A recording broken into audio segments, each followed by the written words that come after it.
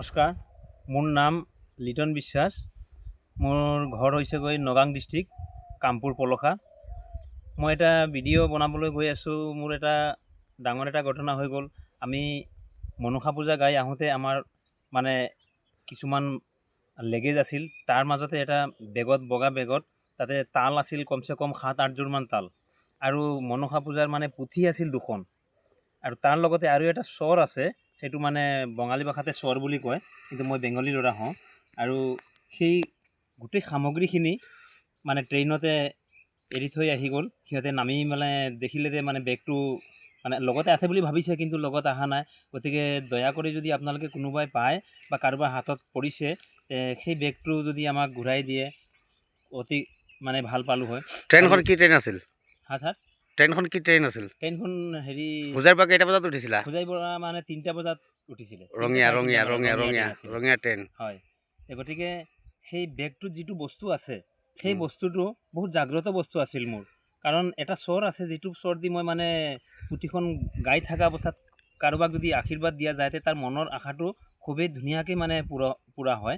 আৰু সেই স্বৰটো ইমান ডাঙৰ সৰু আছিলে, মানে যিমান দিন মই গাই গৈ আছোঁ, মই কমচে কম 5-6 বছৰ গাইছোঁ, বস্তুটো ইমানখিনি লম্বা হৈছে। গতিকে জাগ্ৰত বস্তু এটা আছে এই বেগটোত, আৰু তাৰ লগতে পুথিখন আছে।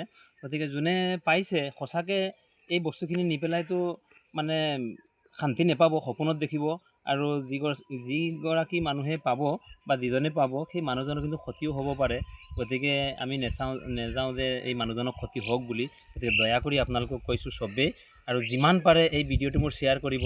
গতিকে ট্ৰেইনত যিকোনো মানুহে এজন নহ'লে এজনে পাই পেলাই যদি ঘূৰাই দিয়ে, মোৰ কণ্টেক্ট নম্বৰটো মই দি দিছোঁ মোবাইলত। মোৰ কণ্টেক্ট নম্বৰটো হ'ল 995485485361, আৰু মোৰ নাম হ'ল লিটন বিশ্বাস।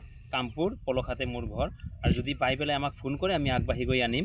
আৰু য'তে মানে খবৰ পাওঁ তাতে আমি নিজে গৈও আনিম, লাগিলে কোনো অসুবিধা নাই। গতিকে চবকে অনুৰোধ কৰি কৈছোঁ, যিমান পাৰে আপোনালোকে শ্বেয়াৰ কৰিব। কাৰণ মোৰ যিমানখিনি তাল গৈছে, তালখিনি খুব বেছি নহয়, 10-12 হাজাৰ 15 হাজাৰ টকাৰ বস্তু হ'ব। কিন্তু মোৰ একেবাৰে মানে জাগ্ৰত বস্তু 2খন পুথি আৰু এটা মোৰ স্বৰ। এই স্বৰখিনিৰ কাৰণে মই মানে দিন ৰাত মোৰ টোপনি অহা নাই। ভাত খালে খোৱা বুলি নালাগে মোৰ। এনেকৈ মোৰ মানে খুব প্ৰিয় বস্তু। মই নিজেই ওজা, মই নিজেই গান গাওঁ, আৰু নিজেই মানে এইখিনি বস্তু মই ব্যৱহাৰ কৰোঁ। আৰু মোৰ লগত গ্ৰুপো আছে 7-8জন। গতিকে ইমানখিনিতে মই চবকে অনুৰোধ কৰি কৈছোঁ, যিমান পাৰে মানুহক শ্বেয়াৰ কৰিব, আৰু মোৰ বস্তুটো যদি ঘূৰি আহে। মোৰ এটা আশা যে সঁচাকৈ যদি মই মা মনসা পূজাৰ মানে নাম গুণ গাই আছোঁ, আৰু সঁচাকৈ কিন্তু মোৰ মনত এটাই ভাৱনা যে বস্তুখিনি হিন্দু হওক, মুছলমান হওক, আৰু অসমীয়া মানুহ হওক, যোনেই পাওক মোৰ বস্তুখিনি মানে ঘূৰাই দিব বুলি মই আশা ৰাখিছোঁ। ধন্যবাদ।